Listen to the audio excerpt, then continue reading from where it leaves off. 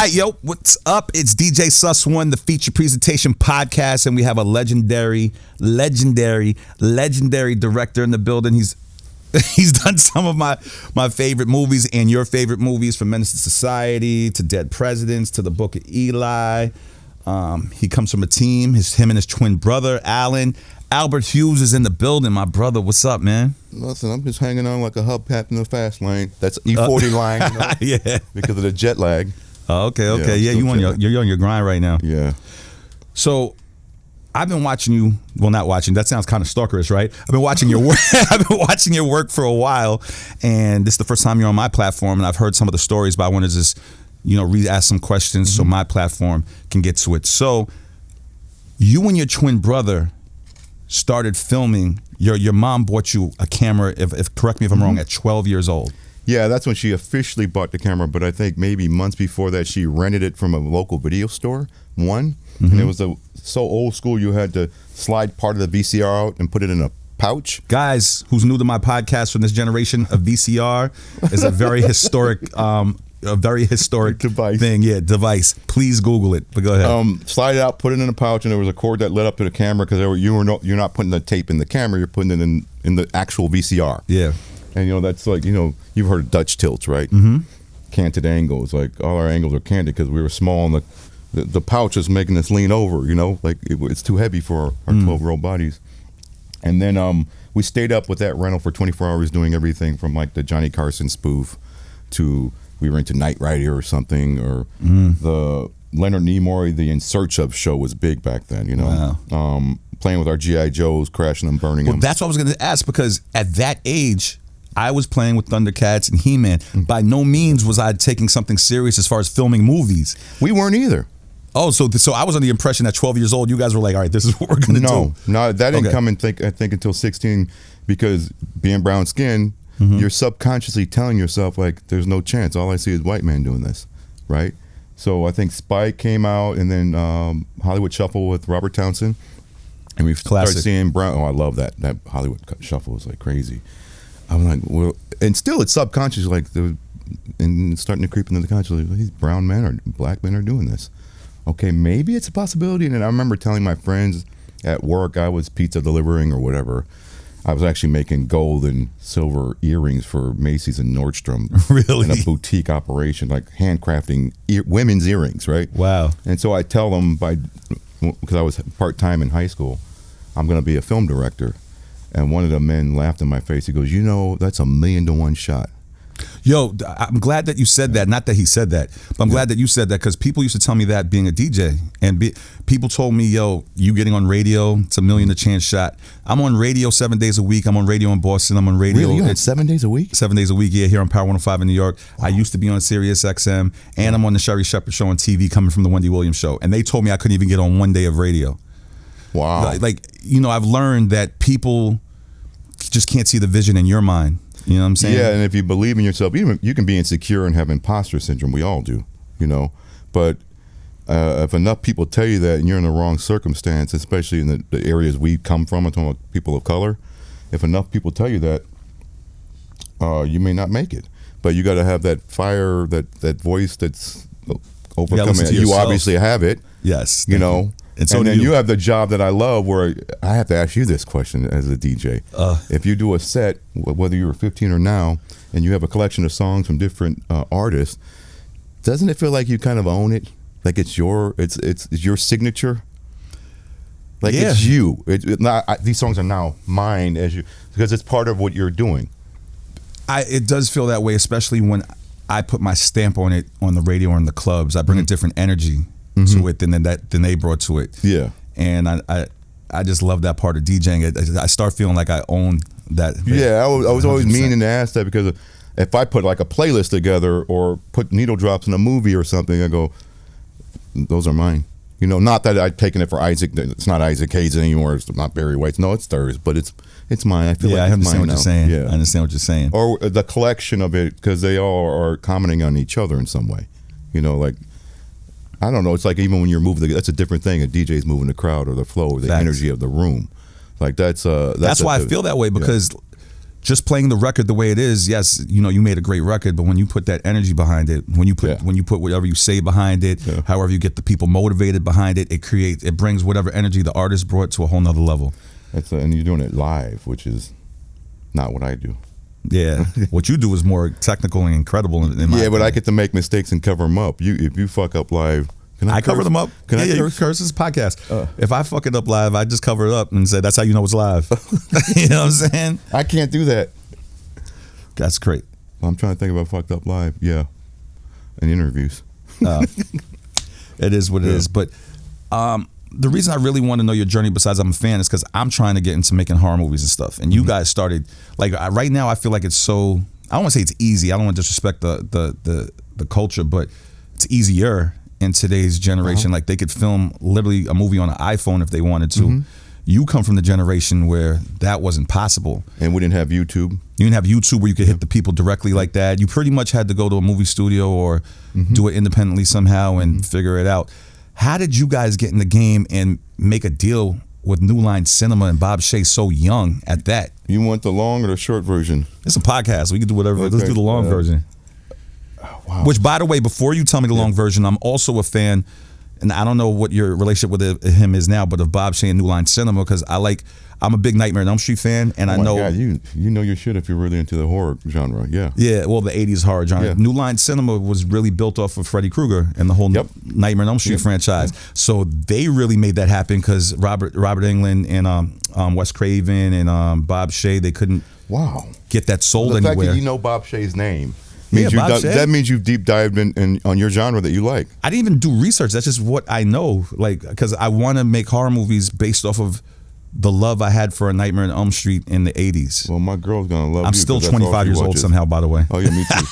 Me too. Well, it starts first of all, I recently thought I have to call Bob Shaye because he must be in his 80s, because we didn't fall out, but he just believed we didn't like him for some reason after all the Menace. Really? There was some weird stuff going on. And I need to tell him and acknowledge that he is single-handedly responsible for greenlighting that movie and making her career, right? There's a lot of Menace to Society, guys. Yes, sir. But there's a lot of people on the way up to him, and I'll tell it a medium-sized story. So I was in film school. I made a few films. One was called The Drive-By, about a drive-by. It was done in black and white. It was very stylized. Another one was called Menace to Society, not related to the movie. My brother was the one that had the idea to take the title and put it on the movie. I remember it was originally, you said Rampage. Rampage. Oh, Vlad's already out? Is that? I think I heard one of the interviews you did. Maybe it was Vlad. Oh, yeah. So, and then I did a third one, and we were being told to shop it around to different record labels because you can do music videos. And at the time, we had some jobs or didn't have jobs, and our mother was always hard on us about put more than 5 applications in. Don't put all your eggs in one basket. You have to do it every day and do your fucking chores. And she was hard, right? So we'd be napping and shit when she pulled up, snap out of it, act like we're doing something, whatever, right? So typical teenager. Yeah, we were dropping the tapes though. But we were dropping the tapes based off a meeting with a woman called Tamara Davis, who used to direct a lot of hip-hop videos, did CB4 as a director, white woman, right? And she's a Diana Ross to our Jackson 5, right? And she sat us down, wanted to meet us because I was in film school with her brother's girlfriend. And I was so shy. I told part of this story before. I was so shy at the party. They wanted me to show the films. I did. The guy says, "You need to meet my sister." He backs me up and said, "You need to meet my sister." I kind of walk away from him. I'm so shy. Really? But my brother's always had a mouthpiece. I don't get that from you. Shy? Well, it's an act now. I've learned to be put the act of an extrovert on. But I'm painfully shy, right? So, and I'm introverted. And my brother's an extrovert. And he was doing comedy on stage at 16. I was shooting that, right? He was saying he was 18. My brother was hosting like a Oprah Winfrey style show in high school on public access called Controversy 89. So he always knew how to mic it, right? So he grabbed the guy and said, "Give me your number, give me everything. We're gonna hook this up." Had he not done that, we don't move on to Diana Ross, okay? So then we're at Astro Burger, meeting with her. She's telling us how to make the reel, what do you call it? Like a reel. And I told this story before, but there's this guy next to her, a skinny guy with ketchup falling all over him. He's eating French fries, and later we find out it's Mike D from the Beastie Boys.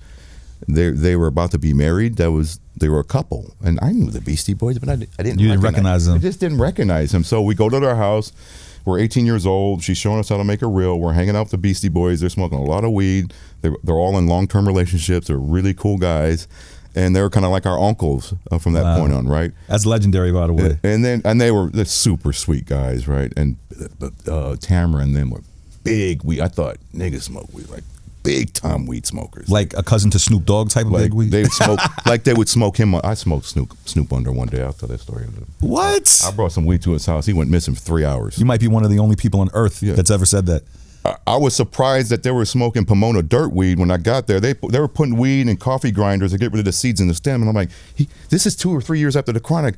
If somebody saw this, they would be shocked. Like, you don't put this weed is in not a authentic. The album's not authentic. You don't put weed in a coffee grinder unless it's bad weed. Oh my! So anyway, I'm gonna get to that. So we put out this. I'm trying to keep it short so I don't bore anybody. We put out we start dropping the tapes off. Then we get a call from Hollywood Records. Chris LaSalle, who was a man. My brother and I have to mention his name more because we never did for 30 years, and it's just not conscious, but that white man is also in the process of making it. So it's Tamara Davis, Chris LaSalle, an A&R guy who believed in us and said, Raw Fusion, Money B, DJ Fuse, spin-off group from Digital Underground, write a treatment. We love your films. Wrote the treatment, flew up to San Francisco, did the video. And you didn't have much going on before you did this. We didn't have anything. And they gave you a shot. Based off of the student films, which were shot on Super 8. Because the thing about talent, which I'm not shy to talk about it now, like, because I talk about talent because I think a lot of people with no talent need to get the fuck out of the way for people who have it. Yes. Just recognize if you have talent really early, or if you can develop the talent. And if you don't have it, move out or move into a different position, because give the opportunity to somebody else to shine. We knew we had talent. Nice. We didn't know how much talent we had. I knew I was more advanced than the people in my class, so they saw something. Eazy-E even saw something in us before we made it. Eazy-E, we hung out with him for a whole summer. Which I want to get to that after you tell the rest of the story, because you hung around a lot of legends. But go ahead. So then we go up and do the music video. That's when we meet Tupac, and he was great, and he was just killing people at a table one day at a Waffle House. Like, I've never seen a person destroy people with a sense of humor like that. Really? Like Richard Pryor at his best. Really? Could not do what I saw him do that day. Really? And we were just like, who is this? I rarely hear that about Pac. Like, he was a real, like... His sense of humor? A sense of humor. I've heard that about Big. I haven't heard that about Pac. When he went in, I've never seen anything like that at a table. I've seen dozens. You've seen the dozens. Street corner dozens, card game dozens, backyard dozens. I've never seen him destroy... He was destroying his friends. Wow. Like, all Digital Underground. And so there's a story, my brother's told that story, Pop into, we do about 30 music videos, 25, I forget, a year and a half or 19. And then this relates to New Line. At the time, my brother was starting to develop the idea of Menace. We were talking about it since we were 15, but he's actually activating because he's more a producer type, my brother. He has the mouthpiece and he has the hustle, my brother. I don't have either, right? Well, didn't have any of it. And I didn't want no part of talking to people. I see. So he started activating our idea with a writer friend became our friend. The guy who plays Stacy in Menace, the football player, he was our best friend in high school. Oh, He's still a good friend. His brother was a writer, but not a professional writer. So we get to do this. They start developing it. They show me the first 25 pages. I'm like, whatever, And I guess Tiger Williams tells a story that I was in a room and I threw the script in the fireplace. And that's how weirdly, not antisocial, I guess it is antisocial. Like, I didn't have any social skills. So I just threw it in the fireplace. Really? And back then it was called Rampage. Yeah. So then Alan did. So we finished the script. He gives it to two guys and says, if you guys get it set up, you can produce it. New Line reads it. A woman on the East Coast office reads it. An exec in the West Coast office reads it and decides that it's not for them. So our agent tells us, go in, they want to pitch you Last Dragon Part 2. Yeah, I heard this part of the story. Crazy, which, by the way, I'm so impressed that you guys stuck with your idea. Yeah. But Last Dragon was fire, bro. I was like, damn, they turned it down? Yeah, the first one was fire. You didn't think you could make a sequel just as good? Well, it's hard to make a sequel. We just thought our career can't start with a sequel. I hear you. That was a good move. And my brother, being a producer again, He pulls. It was on Robinson Boulevard, I remember, and we didn't have enough money to be going valet and shit like that. So we pull into the neighborhood where you can park for an hour or whatever, and he stops and he looks at me. He goes, "Remember what she said?" He goes, "Fuck that. We ain't doing no goddamn Last Dragon Part 2. We're gonna go back and." She said, "Don't repitch Menace." He goes, "Fuck that. We're repitching Menace." Shout to your brother. That was gangster. So we go in there, and he starts talking some shit about the Last Dragon Part 2. My brother says, "Stop. Let's talk about Menace." He went into a full pitch. And we left. We didn't know what was going to happen. Apparently, the woman on the East Coast, she's actually I forgot her name, but she's a power couple with somebody else in the business. Loved it, and that threatened him on the West Coast, who was a little bit more her junior. So he finally was putting it on Bob Shaye's radar. Now, before that, we directed an episode of America's Most Wanted, probably a few months before that we were extremely embarrassed about because we're working with actors for the first time, and you don't get the cream of the crop. So these performances are so bad that my friends and I we'd roast it, like we'd say the words like Scarface, but we'd a caricature of these actors. They were like, we have famous lines from how bad this is. Oh right? my God! So we're like, okay, we hope they don't see this. They got the student films, they got the music videos.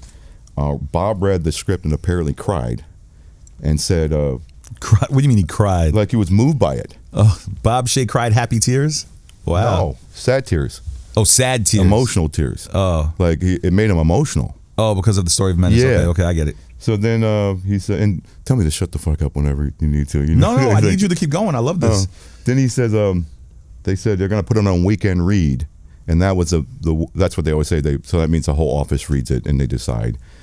But before the weekend read, Bob Shaye found out you guys have an episode of America's Most Wanted that you know. Oh man, we weren't aware. Like our career is already over. It's over. And we're sweating it out the whole weekend. And then on Monday they're like, "Green light, you guys can go." What? And then an interesting thing happened one day on the way to the bank. We're in prep. And we get shut down because Doug Jackson and George McHenry, I forgot those two producers that did New Jack City, the two black producers. I forget their names. Jackson and McHenry or something like that, right? They call up Bob Shaye and they say, "You got blood in your hands making this. You can't make this movie." And we didn't know what they were doing at the time, but they were trying to be the black producers in town. They were mad that we didn't, because they wanted Menace and we were. Was New Jack City out at this time? A year or two before, maybe. So with Boys was a year before, stuff like that. Boys in the Hood. Boys in the Hood. Okay. Juice came before. Okay. So it shook Bob Shaye because two black men, the only black producers in town at the time, are calling him saying this. So he shut us down in prep, and we were angry, and we were with the writer Tiger Williams and decided to go see Edward James Olmos's American Me, which is gangster. Yeah, like people sleep on that movie. That movie is hard, right? And we're watching this movie like, what the fuck is this movie? We have to rewrite Menace because it needs to be at least as hard as this. Everything we're responding to, all other stuff. No, we are responding to Boys. We are saying, okay, because I'm trying to remember that era. Boys in the Hood was out, and that put a big stamp in the world at that point. Yeah, but we thought it was. Because I'm forgetting the part of the story when we were doing music video. We were at a music video company where at the time, remember, they put the footage of the soundtrack inside the music video of the movie. They kind of insert the movie footage in the music videos. So we had an early copy of Boys before they released it on 2 tapes, and because we thought our dream was over. Our dream was this gangster hood film, and we saw the Boys commercial like, it's over. We can't do our movie. You thought that it was the same idea? Yeah, we thought the same idea. And then we watch it, and we're like, oh shit, we can go hard. We're going hard. Well, did you think it was trash? I think our young competitive hip hop selves were like, it's like a battle. We could just do better. We're going to do better, harder. We thought it was a good story. We thought it was well directed. But Eazy-E at the time was calling it an after school special. Oh my God. So we stole Really? his line. We stole his line. And we also were putting out, because we had big mouths back then with no filters. There was no Twitter and all that stuff, right? We would say shit in the headlines like, we're going to make Boys in the Hood look like Mary Poppins. And there was a front page of Variety.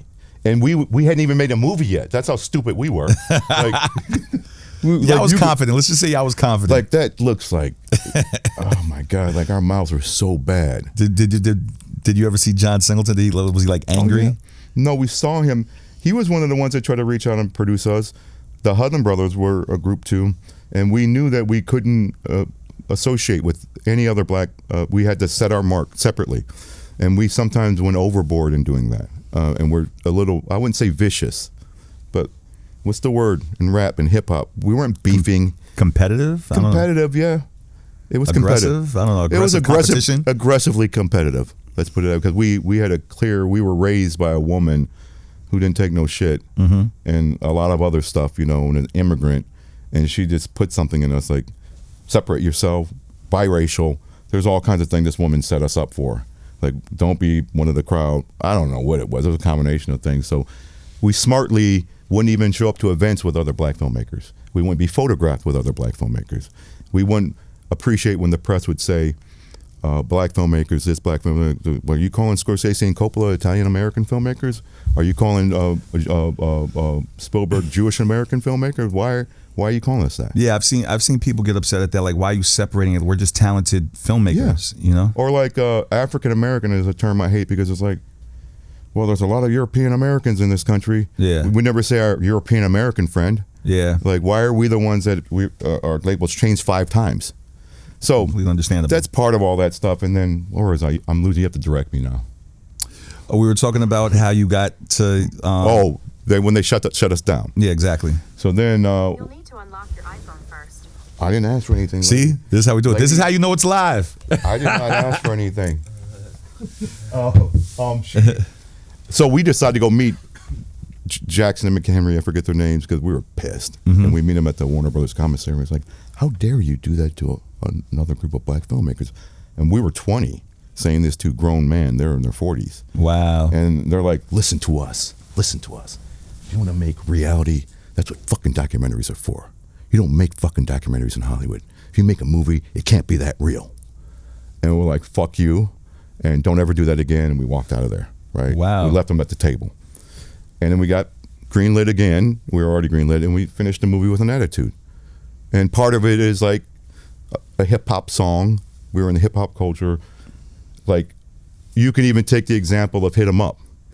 He was motivated by anger. Yeah. And when you're motivated by anger, that can move mountains. Exactly. Usually it always moves mountains that way. But salute to you guys, because it could have went the other way. You guys had no fear, or maybe you did have fear in your heart. You just didn't show it. Standing up to guys that's experiencing the game, 40-year-old execs. No, we were hard-headed, stubborn, outspoken. We were a lot of things back then. We still have some of it, but not, with age, you got to say, that's someone shooting yourself in the foot. And we also didn't realize that if the press loved us, but they also hated us. Like, they love to build you up, and they love that we were unfiltered, because they get before the clickbait. Yeah, it's kind of like that era's clickbait. Yeah, they loved us for that, right? But then they like, okay, we got to keep an eye on them, and we had our ups and our downs, and that's normal, and a lot of it was deserved for sure. So, talk about Menace to Society becoming a big success. Of course, we're going to talk about the famous story that I'm sure you've talked about plenty of times. But I haven't. I've only talked about it once. You've only talked about it once. I'm talking about the Tupac supposed to have been starring in Menace to Society, but he was causing a lot of ruckus for whatever reason. And then you guys had an altercation. I want to talk about that. Just talk about the whole process of Menace to Society. Well, it was surreal, because you have to. I try to get people, when they ask us, our friends even, like, we were a walking freak show from birth, my brother and I.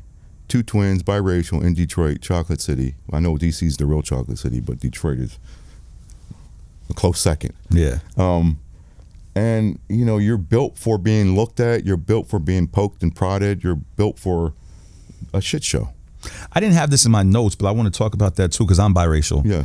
And I've had experiences in this industry being biracial, so I want to get into that a little bit later. So just not enough biracial talk going on, and the white passing and all that stuff. Like Trick Baby. I love that book by Iceberg Slim. But what was the point? It was like we were built for going into a movie and not being stressed or feeling pressure for some reason. I don't know why. We didn't, but what we did feel was on a third day, I remember we both said our career's over, because we had no reference point for what we were doing. And I was and to this day, it's gotten worse because I have a little bit of an OCD problem. I prepare carefully everything. And even as a young, because I would draw, So I started. My mom was training me to be, or protecting me to be an artist, and she wouldn't even want me to take kung fu or boxing, which we loved, because she was Really? trying to protect my hands. Oh wow. But I was a frustrated artist, or drawing. I'm using the word artist very loosely in air quotes because I don't believe in using that word. So that trained me for how to draw a movie and do a shot list, and we were more prepared than we thought. So the third day in, we were like, our career's over. We're terrible. We're horrible. This is shit. This film is never going to do anything. We're going to embarrass ourselves on a global level. Oh man. Then we get to post, because we don't have any reference. You don't know. You have ups and downs when you're shooting. Bad days, good days. The range of emotions. Even on this project Continental, it's like it was the most days I felt good, but also during those days I was the most depressed. And then you come back up, and it's like this bipolar process every single day. Wow. And no one told us. So then we get to post, we edit it, and we're like, it's over. And then these responses were rolling, and they do screenings, and not critics, but the journalists would give quotes, and they were glowing. And I'm like, what the fuck? These responses are the responses we would hope for the movie we'd hope to make. But this movie's a piece of shit. What are they responding to? And then more came in, like, and you know how mind-blowing that is when you're like, this is terrible. This film's terrible. You guys saw the same movie that you guys did that we saw, right? Yeah, that what you saw is what we're saying. We were saying it about that. You were saying that was terrible? Yeah, we're like, this is terrible. Holy shit. Yeah. But that we didn't know. You're so close. We didn't know. We didn't have any reference. Yeah. And then Cisco and Ebert came out, and they sent us out to Cannes. It's our first time. We hadn't turned 21 yet, because Bob Shaye said, I can't get you a drink. I want to buy you a drink, but you hadn't turned 21 yet. And we're walking down the street, and we love Cisco and Ebert. I remember distinctly them reviewing Scarface and the scenes they showed. Michelle Pfeiffer by the pool. Mm-hmm. I said, she's a tiger. I gotta have her. All that. Yeah, of course. That's the scene they reviewed. So we're walking down the promenade, and we get a tap, and we're reading the transcript of Cisco and Ebert, 10 best film of the year, and we're like, what the fuck is going on, right? Tap, tap, tap. It's Ebert, the big one, I think, right? Can I take a picture with you guys? Wow. And we're like, oh man, like we just couldn't. It took us 5 years to process all that. Wow. So, and it wasn't like you can be confident in your work. We never were chest thumpers. We never would show something and go, look what we made. This is dope. Even if we were proud of a scene or proud of a movie, we never did the showing off. We never talked like that, and it was our mother that maybe put that in us. My brother does it a little bit more now, a little bit too much for my comfort sometimes. Not in public, but in private. I can't do it. I think it ruins your creative soul to do that. I understand. It's good to be humble. Yeah. I mean, I have an ego. I have an ego. We all have an ego, but it's just built in a certain way, and I think ego can be used in the creative process if another ego is coming at you, and you need to put that ego in check. There's a purpose that happens for all the time. Yeah, there's a purpose for it. Yeah, but just dropping it for no reason to piss on trees. What's that gonna bro? do? There's this industry. Yeah, unnecessary big egos a lot of the time, dude. So before I move on to Dead Presidents and the Continental and Book of Eli, I wanted to talk. I know, like I said, you said you only talked about it once, the PAC situation, because I'm very interested in that, because I hear so many different opinions on Pac from people that's been around him. Some people say, yo, he was gangster like that. But then some people I've watched and said, no, he wasn't. He wasn't gangster until Juice came out and he saw the response that he got. I think you've been vocal about that. My brother, really. Michael Jai White's been vocal about that.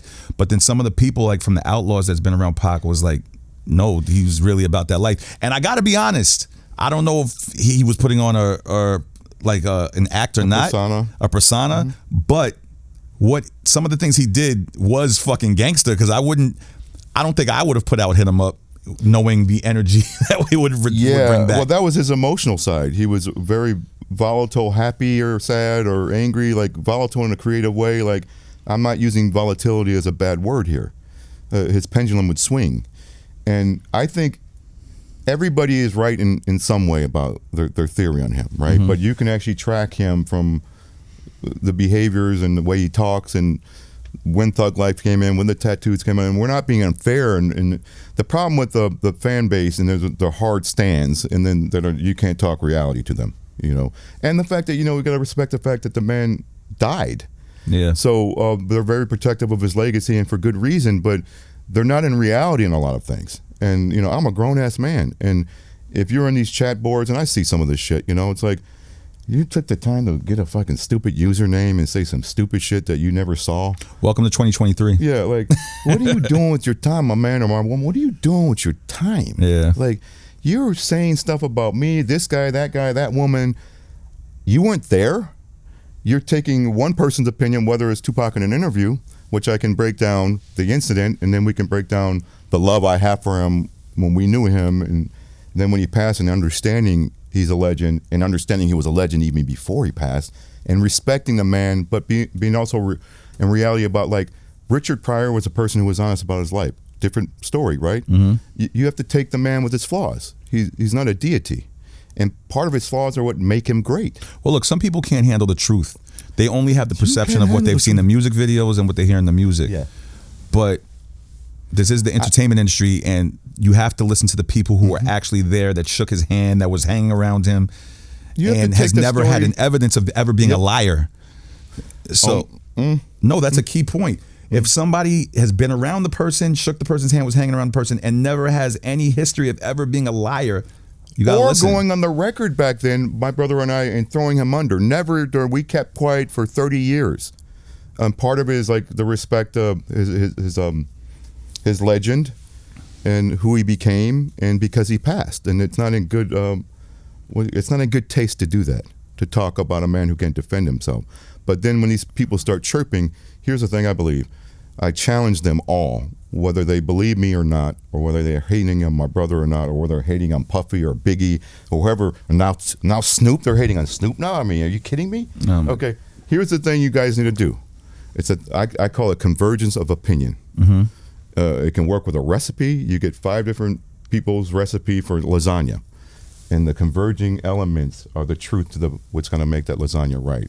When you do an edit on a movie and 10 people are telling you the same things, the same 5 things, that's a convergence of opinion. All the 5 things line up. You take all those opinions of the Tupac incident, or whatever you want to do in Tupac's life, good or bad, take the convergence of opinion, and that's probably the truth. If you want to be a stan, go be a stan. You know, who wants to be a stan? I want to be a fan. I don't want to be a stan. Yeah, exactly. So in the end, it's like a lot of things got corrected, and I even don't like me and my brother don't get along a lot, okay? We're twins, okay? But even when we don't talk, I don't like the shots that are taken at him for Dear Mama, because if anybody's seen it, that's love. It was a profound love letter to him. And for anybody to say anything otherwise, it's like, well... Oh, you're talking about the Dear Mama documentary that he just did? Yeah. Okay. You've seen it, right? I haven't seen it yet, actually. Oh, dude. It gets you emotional. Really? Like, I guess nowadays I should say bro. No, I'm joking. I was saying in the truck, I'm not doing that. Like, I'm old. I'm too old, man. I'm like, bro. No, we're not too old. We seasoned. I'm not too old. So, guys, first of all, I love Tupac and his music. I never met the man. You guys had an altercation with Pac because, from what I'm hearing and the things I've heard you talk about, I guess he didn't like that he wasn't the star of Menace to Society. He was supposed to be in Menace to Society, but he was supposed to do a small role. That's what he wanted. He wanted a small role. He wanted Sharif, the Muslim part. Okay. And he told us, and my brother says it pretty well, how it went down about that. Like, he said, John Singleton, I'm not going to star in John Singleton's film. My brother said, we personally hurt because we were boys. And he was like, oh, okay. And he was going to help us because they wanted a platinum recording rapper to be in the movie. But he wasn't platinum, but he's bubbling like a platinum guy. Which era of Pac is this? This is after the first album. So it's really just Brenda Got a Baby. He's not and Trapped, and it was his first album wasn't like, he got better quick. Okay. Like, he found his voice, and like, if you listen to the first album, that's not the Pac. Even though Brenda's Got a Baby is beautiful, it's a unique song. Was Trapped I Get Around out yet? No. So this no, is I get around with my brother knows the story too. It's like, when I'm sitting at home, we made our money, we made our success, and that's what's cool about us and Tupac, because we were all doing it at the same time. Mm-hmm. And when you get into a fight with somebody at school, and then the kid becomes popular, mm-hmm. and you're like, oh, I didn't see that coming, right? So I'm at home, and we're still mad, and he's still mad at us, And he comes out of that front door with those tattoos. Back to get wrecked. And I go, oh shit, we got a problem. Like this nigga just went pop. And I'm seeing it on MTV, on my big screen TV. And I'm like, that's my boy. That's my friend. We had a little problem. And we're having a problem now. And I know in the back of my mind it's going to be resolved. But my boy's going pop. In the biggest way, in the most nigga way too. Like I love that entrance. Yeah. Like this, the note back to get wrecked. The dope. I'm like, oh, classic, shit, super classic. Oh shit, this nigga got it. Like yeah. But there was a sense of pride and also a sense of like, well, we have to. Like if it's a rap battle, we got to rap battle this guy. We ain't winning a rap battle. Like we're not winning. I saw what he did at that Waffle House. Yeah. There's no way we are winning this public campaign. And the fruits of it show to this day that I have to talk about it. My brother has to talk about it because we stayed silent and respectful. But we would have never won the public relations battle against him because at that moment. Yeah, and when no you way. see Dear Mama, you'll see where he got it from. His mother and the Panthers and like, the dude, you gotta watch this shit. I'm gonna man. watch this that. Shit is deep. Alan, I'm gonna watch it. Yeah, please. Yeah. No, it's moving. I watched it 3 times. Nice. Yeah. So I want to move on to Dead Presidents, but did you and Pac ever squash? Did you guys and Pac ever squash Not everything? in person. He did. He was very sweet, and we just found some footage my brother found where I hope to work with him again. And I'm like, we were shocked. We're 50 years old finding out. You didn't see that back then? No. Wow. It was outtakes from Samantha Soren, whatever, that interview when he got out of jail. Mm-hmm. What's that woman from MTV? The redhead woman. I think it's Samantha something. I forget her name. They're walking in Venice Beach at first, and then they do a sit down. It's a very famous interview.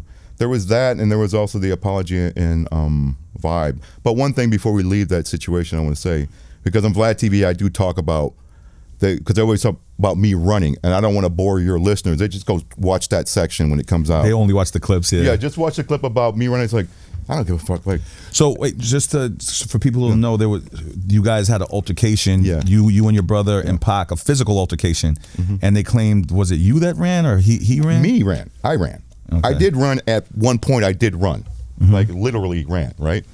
And I'm not. What do you call it? Not denying it. Not embarrassed by it. I don't give a fuck. Like, but the context is missing, because there. If I'm being fair to the situation, and again, if the stands are listening, just shut the fuck up right now and listen. Like, I'm sorry. Okay, this is the truth. If he's going on 92.3 to beat, and UMTV and saying, I beat the Hughes brothers' ass, which is it? Did one ran and one got their ass kicked, or did you kick both their asses? You got to stick to one story here, okay? Let's stay consistent, okay? If it was a jumping of my brother with 15 guys waiting around, and you happen to be throwing blows at him with 15 guys, you didn't beat his ass. You didn't go head up with him.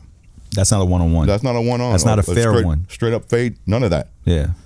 When he walked up to the car, he said, and I quote exactly what he said, y'all two get out the car, I'm about to beat both y'all asses, okay? And I ain't no fucking Einstein or mathematician, but the numbers didn't add up to me. Yeah. I knew it was a beatdown coming.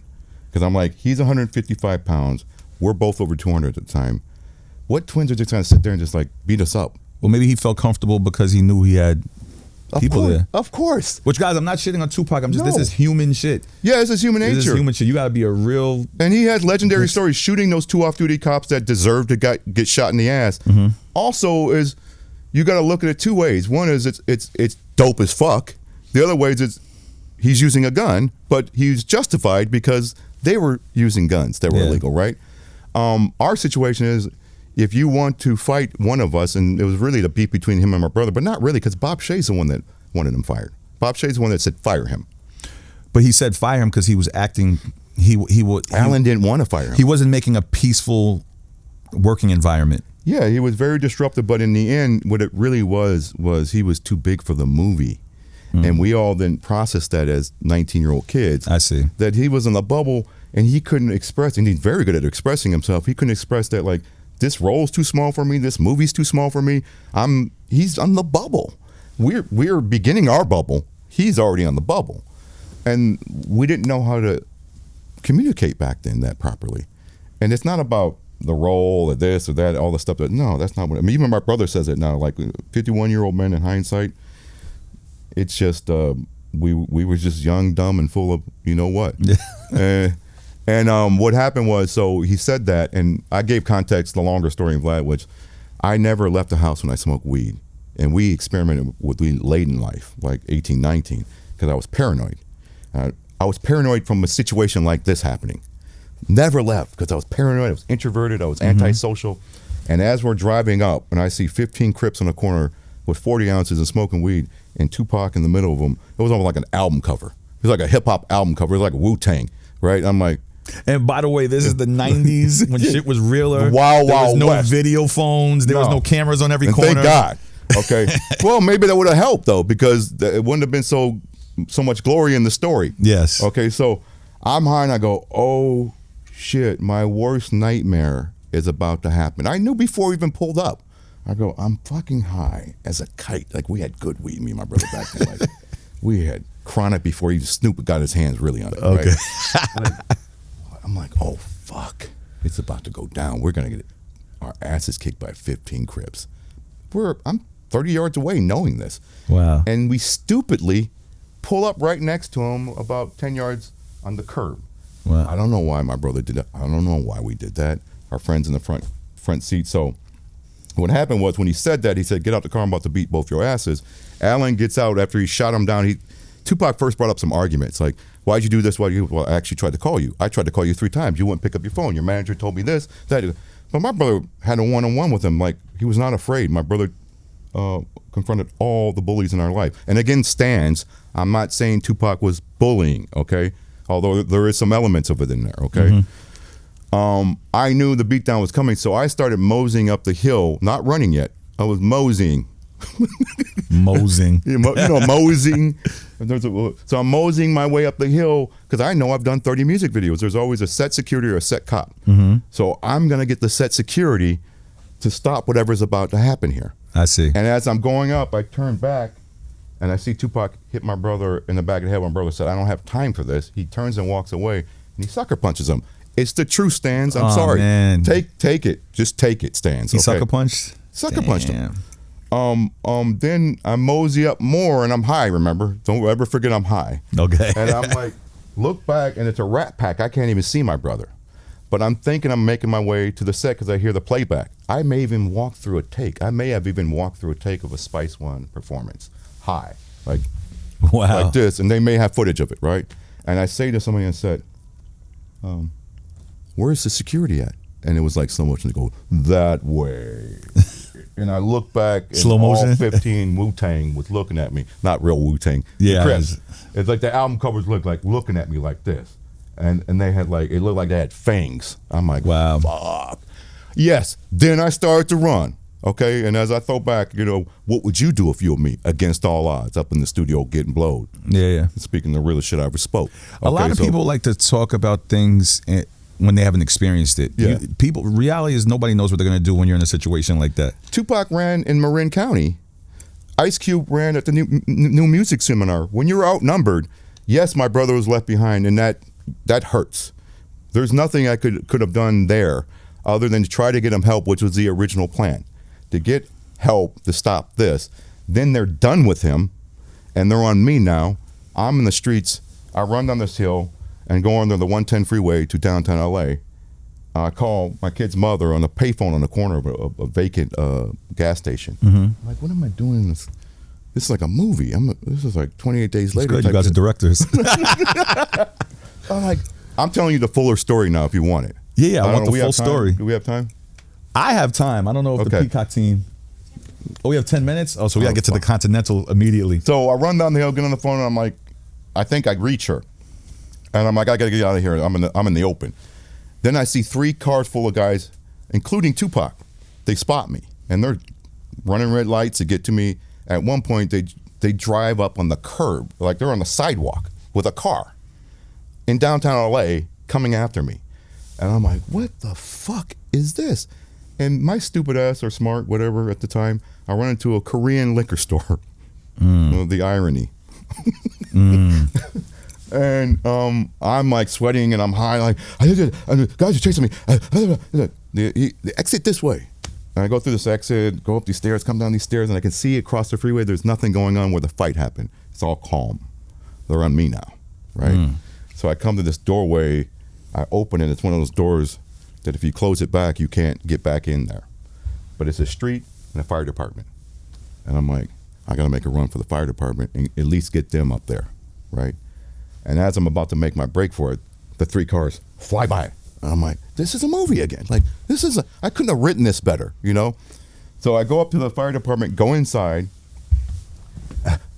Imagine, I'm out of breath. I'm fucking high out of my mind. I'm paranoid now. And you have more stamina than I would have gave up already. Oh, I I'm have adrenaline, everything. I'm going, my brother and Tupac. They don't know who Tupac is, you know. I go, wait, just slow down, boy. Slow down, one cotton picking second. Oh my God. It was exactly like that. Are you They're serious? All 3 white men back there like, slow down, boy, and tell us, what are you saying now? And as I'm saying that, it felt like 30 seconds later, whoop, whoop, cops pull a gun on me. Oh my God. Come outside, get on the ground, at gunpoint. As if you did something wrong. I'm crazy. asking for help. They think I'm mentally ill. I don't know what. So that's and then eventually one of my producers found his way down there. And then we go back up on the hill, and my brother is waiting for me, and he's in, what's the word? He's in a panic about me. He's only concerned about me. He's not concerned about himself because he took a beating, but he goes, I remember the first thing he said, I saw a little cut in his nose. And I said, Alan, what? Are you okay? He goes, no, don't worry about you. He goes, I just want you to know one thing, man. I never went down. And I go, this does sound like a movie. Yeah. That sounds like a perfect movie line. It's a Raging Bull line, too. It's where Jake LaMotta says to Sugar Ray Robinson after a bad beatdown, he goes, you never got me down, Ray. You never got me down. And he told me the details of the fight, and I'm not going to go into it because I don't want these stands to go on full fucking blast. Yeah. But it's not a good look. It should have been a straight up head fade, 1-on-1 in a park. Bottom line, I don't care who says what. You don't bring 15 guys, even if it is 1-on-1. You have the fear of the 15 guys that may, if you beat Tupac up, that might jump in. And I've seen that happen in my childhood. Everybody knows in the hood, you're not going to win that. Yeah. So that's that. Well, look, I'm glad that you guys were able to experience him wherever that footage is, saying that he wishes he could work with you guys again. And we squashed it. We did, but we didn't have the opportunity to do it in person. And we would have. And then Vegas happened. And we would have worked with him again, for sure. The dude was too talented. Yeah, and a superstar. Yeah. And so what? We had a fight. Who gives a fuck? In this game, that's like people have fights all the time. Dr. Dre and fucking Ice Cube did records after they had their fights. And facts. It happens all the time. So we don't have much time. Shout to the Peacock family. I wanted to talk about Dead Presidents. I just want to say Dead Presidents was legendary movie of our culture. Have you heard my brother talk about it? I don't believe so. We always like, we would have changed. We'd have done some things different. Like, what? It's not our finest movie. I have to say that's a pretty perfect movie. I don't know what you guys would have done different. I don't know what. See, this is like putting this in DJ producer like flames. Producers send me beats, and they always think that the greatest beat that I've ever heard is their whack beat. Like, and they play me something else. They're like, nah, this is the one. I'm like, no. They're too close to it. Huh? They're too close to it, exactly. Well, my brother crystallized it pretty well. He said Denzel showed him this lesson. It's like Cuddy beating him up or going down the stairs and putting the gun to him, and your hero not getting get back is one mistake. Okay, they're tiny mistakes, and some are larger. I won't go into them all, but one I regret, even though it's kind of iconic for the movie, is her coming out with 2 guns in the trash can. What's wrong with that? It's John Woo. And also we I even regret Menace, the final scene, the violence being shot in slow motion. I think when you're portraying reality, it should be 24 frames. You can stylize those 24 frames, but when you're doing something different in slow motion, that it takes the audience out of the reality of the situation. I have some problems with the heist. I have some problems with how brutal it was because those guys were just security guards doing their job, even though they were white and pull out guns. They were doing their job. Yeah. They didn't need to get done out like that. Well, I gotta say, from a fan's perspective, it's pretty fucking perfect. I've never heard anybody watch any of these scenes and say, "Do you know that they shouldn't have killed the white guys?" But it's a cultural thing. Like we like blaxploitation; they're imperfect films, and we may think I think the Mac is perfect. It's not, but I think it is. I hear you. I think Scarface is perfect. It's not. There's no movie that's 100% perfect, but it's perfect. Maybe Godfather 2. That's a pretty perfect one. Maybe Goodfellas. Maybe I'm not saying Goodfellas is fire. I know, it's just dope to me. Scarface, anyways. Salute to you and your brother for bringing so much legendary shit to the culture, to the game, especially at such a young age. All of us grew up on Dead Presidents, Menace to Society, and so many others. You guys did Book of Eli. And I want to fast forward to today because John Wick is an incredibly huge franchise that's doing astronomical numbers right now. And you are now part of that universe with the Continental. You know what I'm saying? Taking place, correct me if I'm wrong, in the 1970s. Oh, yeah. In New York. Yeah. You know what I'm saying? If you're going to take Are place. you from New York? Yeah, I'm from New York. What part? Originally from Brooklyn, but I grew up in Westchester, so I don't know if I could. You can claim it. Come on. I don't know if I could claim it. What's the question? I'm sorry. No, I just want to talk about the Continental, you know. Because I guess it's a really good pivot, because the reason why I wanted to do it is normally I don't think I would have wanted to work under an IP umbrella right off the bat. You know, it's everything we just talked about the last, whatever it was, 25, 30 minutes. Trauma, generational trauma, violence, social issues, whether it's the movie, whether it's from real life. You know, you get to a certain age, like, I just want to have fun, man. And I want the audience to have fun. And I want to use my particular, what I think I have as a skill set. I know what I don't have too, by the way. I'm very aware of what I'm not good at. But in filmmaking, I'm not even gonna ask what that is. I'll tell you. I'll be honest about it. But it's like I want to use what I've learned in 32 years professionally and 40-something years unprofessionally, and apply it to something that's strictly about fun and making the audience enjoy it. Because being born like me and you, whether we're biracial or black or Asian or a woman or whatever, there's this inherent kind of thing in you that you don't know is weighing on you until you go somewhere else, or experience a different culture, or experience a different outlet somehow, or a different environment. And if it's creative and you get out of your creative comfort zone, it's mind-blowing. And to me, it was the most fun I've ever had in my career. Wow. Also, that word wise, I'm not claiming I'm wise. I'm saying the word wise, or a wise man. It's not saying a person's smart. It's saying a person, to me, is smart enough to learn from their mistakes, or learn from the thing good they did, and you apply it moving forward, and you become a better at what you do, or hopefully better as a person. And I'm able to take the Dead Presidents thing that I feel like I fucked up on, the Menace stuff I feel I fucked up on, the communication, me and my brother, like in the stories I told about with Tupac, improve upon communication so shit like that never happened. Forget the fight part, that doesn't. But even the argument, it was not needed because we didn't know how to communicate. And you move forward and you get to a point where you're like, okay, I have a skill set now that's better now than then. And then there's this world of John Wick where it's like, it's wild. You can throw anything at it, and it's like, it's fun. And now we're in the 70s, so we get to see the origin story of the Continental, the hotel with Winston, who's played by Ian McShane in the film series, and Colin Woodall in the TV show. And you get to deal with all these needle drops from, you can relate to this. I've been saying this all week, 2 weeks. My white mother's playing Pink Floyd. My father's playing James Brown. And me and you both are using our career mostly the black culture. Yeah, we're leaning on something we really know because they accepted us. Really, the white side a little shifty on us as we're growing up, right? I've had both sides accept certain things and not accept certain things. Yeah, I was gonna like, what do you call it? No, but that's because we're outsiders, biracial arts. So you're an expert, I'm sure, at observing human behavior. Yes. The ugliness and the goodness in both sides. Yes. Okay. Yes. And that's what you're like, okay. So what the 70s do for me is, I don't know if you do this in your music. I assume you have. You explore some of your mother's influence on you, if she was into a different, not black culture. Or if your dad's white and your mom's black, I don't know what. My dad's white, my mother's black. Oh my God! Thank God. Okay. Thank God. The Roxy Roker Jeffersons, Lenny Kravitz shit is on hit. I love seeing that in America. Are we gonna do that? It's shout to Lenny Kravitz, shout to Drake, shout. Yeah, well, I don't know. But it's rare in America. My daughter disagrees with me. She's a different generation. My generation wasn't popular. I can't talk about biracial without. I'm Mariah Carey's DJ. Shout out to Mariah Carey, who has similar stories. That's where I know you from.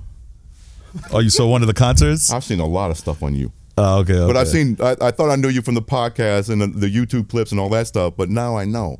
I saw you way before that. I've traveled the world, Mariah, since 2006. Okay. Damn, man. Wow. Okay. But let's get into the Continental, because the Peacock team's looking at me like, talk about the Continental. And shout to Peacock, because Peacock, it's out on Peacock right now. And it's phenomenal the way it's shot. Yeah, I hope so. No. Yeah. We're not going to do that. The way it's shot is absolutely phenomenal. Have you seen any of them? Yes, I saw the first episode, gotta get and I'm to the watching third. the second and third tonight. But the first episode was phenomenal. The way it ended was crazy. The way it was shot, it was crazy. If you love the violence and the way things happen in John Wick, you're gonna love this. Obviously, the only thing I could complain about is a DJ died in the episode. A DJ Oh my died in God. the episode. How dare you kill the DJ? Oh, he was playing the You obvious. never kill the DJ. He was playing the obvious track, wasn't he? The DJ's supposed to be the hero at the end of the whole entire episode. I love that Donna Summer track, but he was playing quite the obvious track at a disco. Wasn't he? Yes. But explain to people about the Continental so that they could go right now on Peacock and watch it. Yeah, the premiere episode tonight or today. It's out. By already. the time you see this, it's out already. It's out. It's the origin story of the hotel and how Winston came to power. Like I mentioned earlier, the Ian McShane character in the John Wick universe, or films, I shouldn't say universe. How he came to control that hotel, and it wasn't by design. It was all happenstance. You can see by the first episode, and I think you're gonna love the third. I'm watching it tonight. The third one goes off the rails. Oh, okay. Right? And his bond with Sharon and how it started in the film series. Sharon is the concierge, and in my mind, I have my own backstory for them. I'm thinking to myself after this 3 episodes that they made a deal that they're partners in this hotel, but Sharon is a front.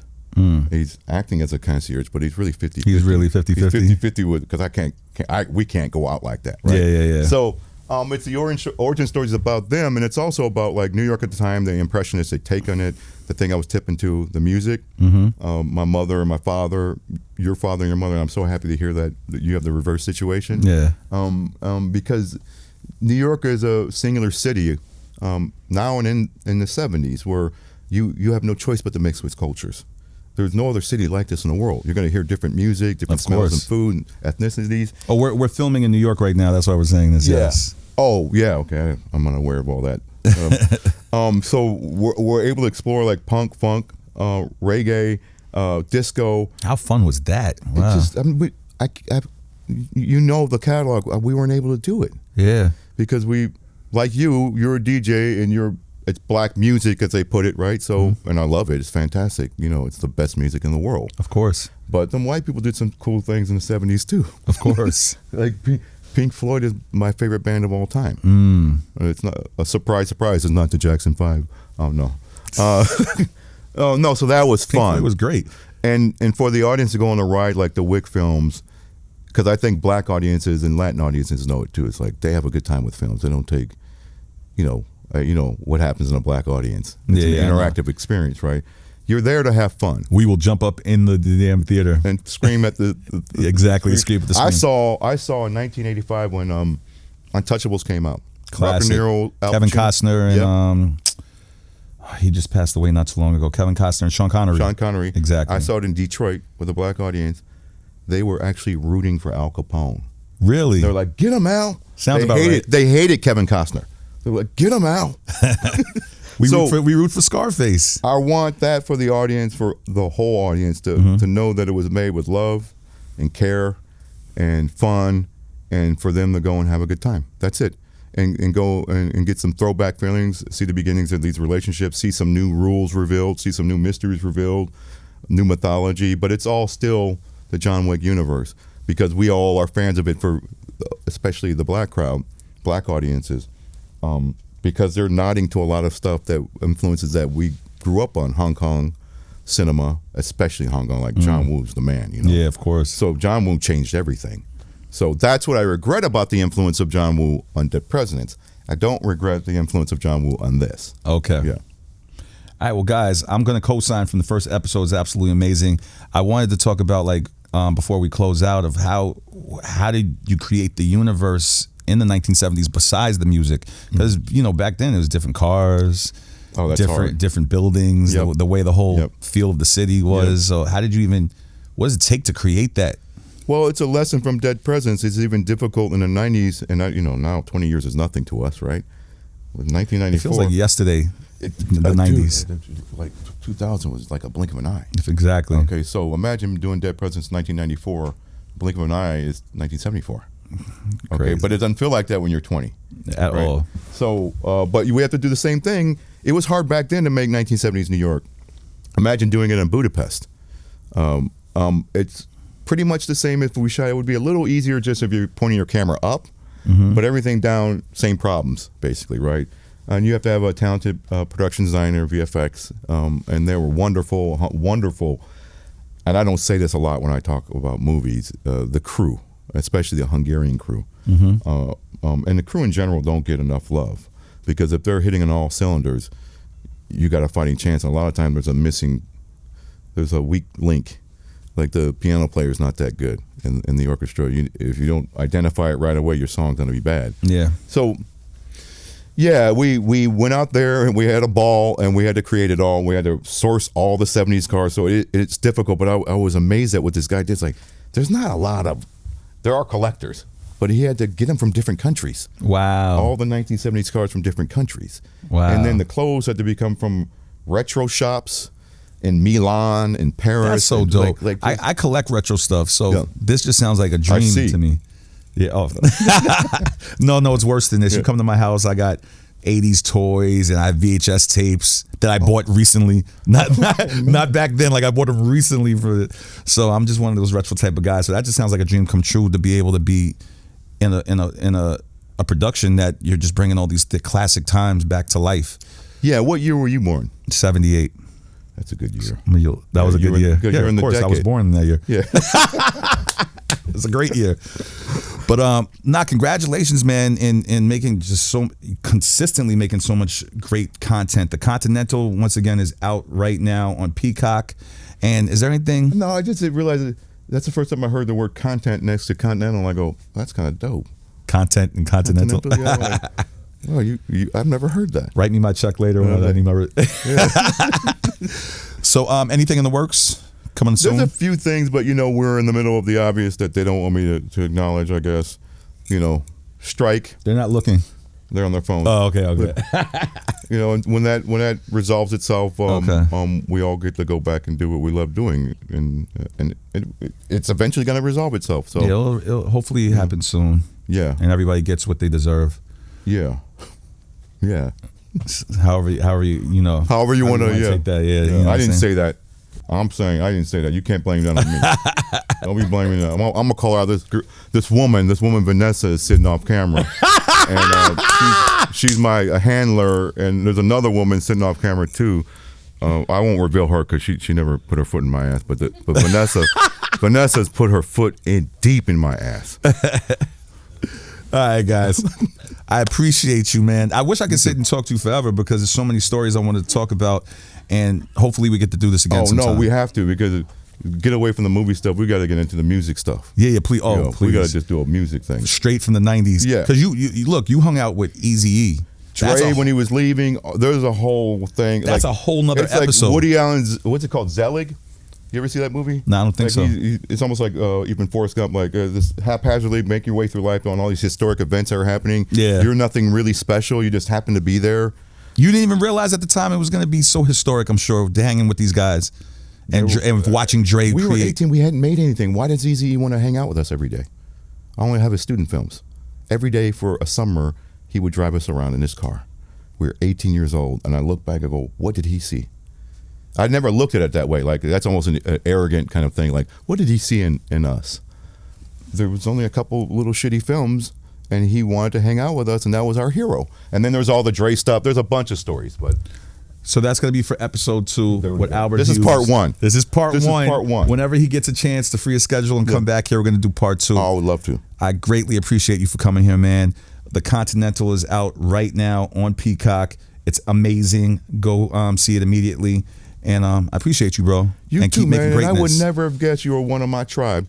I would have never guessed. Nobody could guess. When I had the hair before I started balding, maybe you could have guessed. I don't know. Did you have the Gabe Kaplan? The what? No. Welcome back, Carter. You know the Jewish fro. I had the just let your soul glow. That's what I. You know what I had? I had the Al B. Sure. I had a fade with an Al B. They used to call me Al B. Sure. Oh, I looked just like and him. Special ed. Except my nose started growing. It was a wrap. No. It was a wrap. I've always had the nose. Anyway, we're not. Let's just end the podcast here with that. All right. Thank you so much, man. Albert Hughes, man. Love the feature presentation.